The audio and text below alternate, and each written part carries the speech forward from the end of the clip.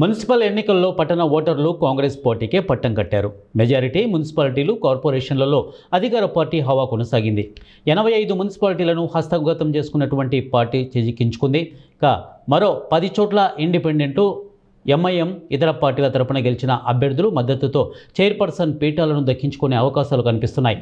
కార్పొరేషన్ల విషయానికి వస్తే మంచిర్యాల, రామగుండం, నల్గొండ, మహబూబ్ నగర్లో కాంగ్రెస్ పార్టీ తిరుగులేని మెజారిటీతో మేయర్ పీఠాలు దక్కించుకోనున్నది.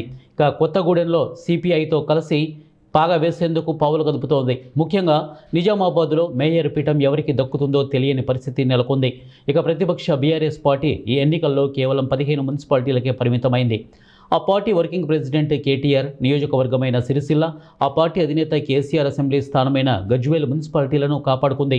కార్పొరేషన్ ఎన్నికల్లో మాత్రం బీఆర్ఎస్ చావు దెబ్బతింది.